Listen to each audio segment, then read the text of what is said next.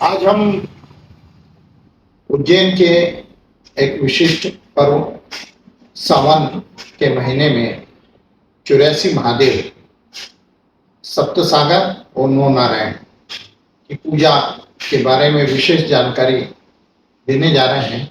और हमारे साथ में हैं उज्जैन के प्रसिद्ध श्री श्याम जी, पंडित श्री श्याम जी बंदूकवर।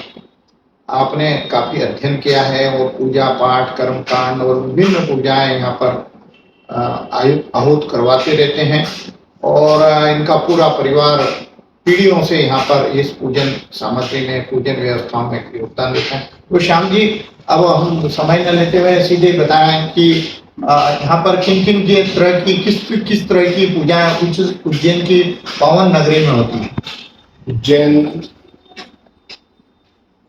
नगरी जो कि अवंतिका नदी के नाम से जानी जाती है, प्राचीन नाम उसका अवंतिका रहती है, जहाँ मोक्षदायिनी माँ शिप्रा का आह्वान है। यहाँ पर शिप्रा के दर्शन मात्र से ही मनुष्य का मोक्ष हो जाता है।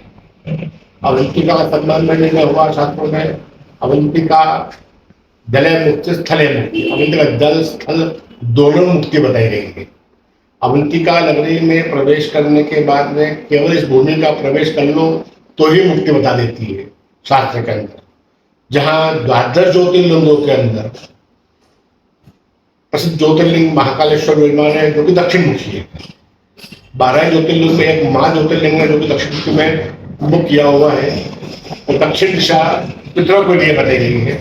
इस ज्योतिर्लिंग के दर्शन मात्र से ही मनुष्य मोक्ष को प्राप्त हो जाता है।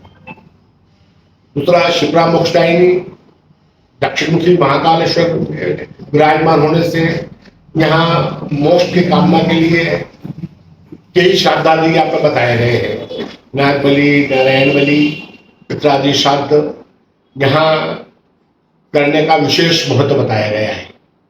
इसी प्रकार से नवग्रह के अंदर मंगल जो बेस्ट ग्रह है उसका उत्पत्ति स्थान है मंगल का। यहाँ जो बालक बालिका मंगल तक ग्रसित होता है पत्रिका के अंदर, उसकी शांति ग्रहण से मंगल दोष का यह पर्याय होता है। इस उज्जैन नगरी की परिक्रमा के अंदर 84 महादेव का उल्लेख हुआ है। इन 84 महादेवों का पूजन करने से, यात्रा करने से पूरे द्वादश ज्योतिर्लिंगों का पुण्य यहाँ पर प्राप्त होता है। तीसरा, यहाँ पर महाकाल के दरबार में एक मात्र काल भैरव का मंदिर है, जहाँ दर्शन मात्र से भगवान भैरव सभी ग्रस्तों को हर लेता है। एक मात्र भैरव का मंदिर है पूरे वर्ल्ड में, जो कि सम्मुख जैसी ज्ञान की श्रद्धा हो, भगवान को मंदिर पान करता है। भगवान स्वयं अपने सम्मुख मंदिर पान करते हैं। बड़ा एक मात्र मूर्ति भगवान काल भैरव की मूर्ति यहाँ विराजमान है। इसी के साथ में यहाँ पे सप्ताह की यात्रा बताई है। सौभाग्य की कामना के लिए यहाँ भगवती पार्वती ने यहाँ पर 7 सागरों का स्थापन किया हुआ है। उन यात्राओं करने से पहला सागर बताया महाकाल के पास में रुद्र सागर बताया है। दूसरा, शहर के अंदर यहाँ पे विष्णु सागर बताया है, पुष्कर सागर बताया है, क्षीर सागर बताया है। इस प्रकार 7 सागरों की यहाँ यात्रा बताई है। इन्हीं यात्रा मार्ग के अंदर भगवान नारायण की यहाँ पर बड़ी विशेष कृपा है। नारायण भी भगवान कृष्ण का स्वरूप है। कृष्ण ने यहाँ द्वापर के अंदर यहाँ भगवान को कृष्ण विद्याधन के लिए आए थे। 16 रोज भगवान ने यहाँ विद्याधन किया। विद्याधन के बाद में यहाँ पे कृष्ण यहाँ विराजमान इसलिए बताया है कि भगवान की 8 पटरानियों में एक विवाह भगवान का उज्जैन में बताया गया है। जो कि छठी पत्नी भगवान की मित्रवृंदा है, वो उज्जैन में निवास करती थी। तो जो कि गुरु वशिष्ठ की पुत्री कहा जाता था। भगवान दक्षिणा भगवान को वचन दिया था गुरु को कि भगवान जब भी आपका समय काल पर अनुकूल होगी मैं इसे विवाह करूंगा। जिससे अष्टपट्टाण भगवान ने भगवान की छठी पत्नी यहाँ उज्जैन निवास करती थी। इसलिए भगवान कृष्ण, भगवान नारायण यहाँ रमता है, यहाँ बसता है। यहाँ इस सांदीपनि आश्रम नाम से वो स्थान जाना जाता है। वहाँ भगवान का दर्शन करने से सभी कष्टों को भगवान हर लेता है। जैसे भगवान कृष्ण ने कहा द्वापर के अंदर, कृष्णाय वासुदेवाय हरे च परमात्मने प्रतकेशनाशाय गोविंदाय नमः। यहाँ इस भूत कष्ट का नाम लेने से, सामने विनायक भगवान कष्ट का दर्शन करने से सभी कष्टों को भगवान हर लेता है।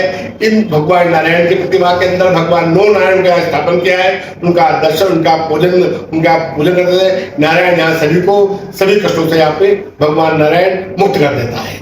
अच्छा, एक तो ये है कि 84 महादेव कहा जाता है कि 84 महादेव के हम यात्रा कर लेते, दर्शन कर लेते तो 84 योनियों से मुक्त हो रहता है ना। एक तो ये विशिष्ट हो गया, और दूसरा एक ये है कि हमारे यहाँ का जो चक्र तीर्थ है वो ऐसा तीर्थ है जहाँ पर क्या है कि हर जगह आपको शमशान मिलेंगे। हाँ, पर उज्जैन में शमशान की भूमि नहीं है। उज्जैन का जो शमशान है वो तीर्थ के समान है, क्योंकि यहाँ स्पर्श मात्र से मुक्ति बताई है। तो यहाँ स्पर्श हो गया वो तीर्थ हो गया, फिर यहाँ मुक्ति मिल गया तीर्थ हो गया। तो यहाँ शमशान की अपेक्षा तीर्थ के नाम से की गई है, तो कहते हैं चक्रतीर्थ।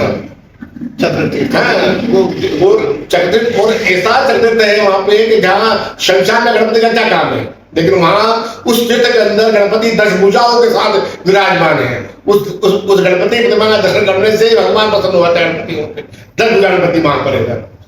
तो ऐसा है कि हम फिर आपसे मुलाकात करेंगे, पर कुल मिलाकर के यह सार है कि यह एक ऐसी भूमि है जहाँ संपूर्ण देवता वास करते हैं, और उज्जैन में दर्शन मात्र से, उज्जैन की भूमि में रहने मात्र कल्याण संपूर्ण विश्व का जितना भी पुण्य है वो सारा यहाँ सभी अवंतिका क्षेत्रों में प्राप्त हो जाएगा। आज आपको उज्जैन के अंदर जो आदमी एक बार निवास कर जाता है तो उसके मन में एक ही मानना कि भगवान बस उज्जैन में बसना है, इस कामना से उज्जैन में रहता है। चलिए, आज हम इतना ही, फिर और इस पर चर्चा करेंगे। अभी एक और चर्चा जो है वो चंद्रगुप्त की, मैं आपसे जो एक विशिष्ट पूजा है चित्रगुप्त की, उसके बारे में भी हम जानेंगे, क्योंकि ये अभी एक नया अध्याय है और इसको भी हम अगले आपके मुलाकात में करें। धन्यवाद। जय श्री माता। जय श्री माता।